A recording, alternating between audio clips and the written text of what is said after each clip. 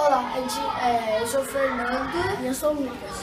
A gente é da trilha Criando Esporte e a gente vai explicar um pouco sobre o nosso esporte.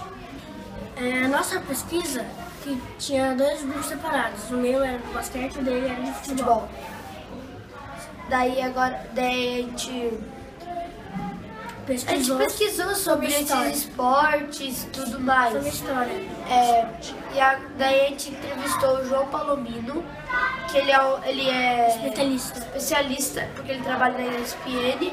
Daí ele deu dicas pra gente de como fazer esse esporte, Por exemplo, como criar o nosso esporte. Por exemplo, uma dica que ele deu: nunca usar um taco de beisebol senão pode mostrar, a gente pode se machucar ou machucar uma criança, menor ou maior do que a gente. E agora o nosso esporte é o passa-bola, que agora a gente vai explicar um pouco pra vocês. Ele é assim, um time de 8 pessoas em cada com uma bola de vôlei. Daí a gente vai passando a bola pra chegar no gol. Pra fazer o gol ou a cesta, tem que fazer por baixo das pernas.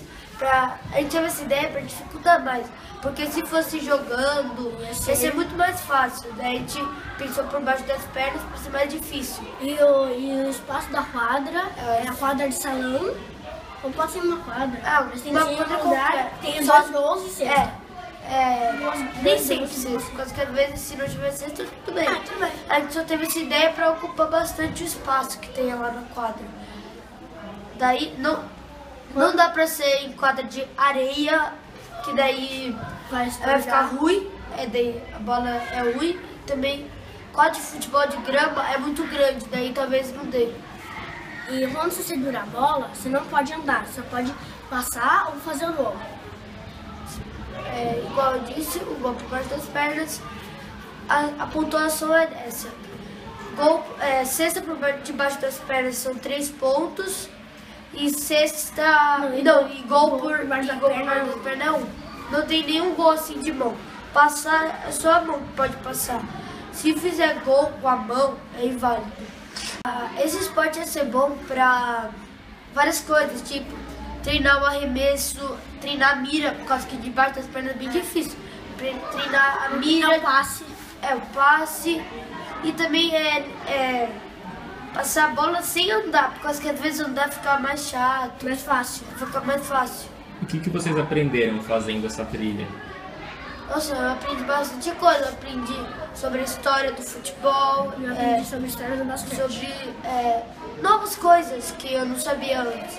E quando eu estava fazendo essa pesquisa, a gente também fez várias amizades com gente de outros anos, tipo primeiro, segundo, terceiro, Quarto e quinto.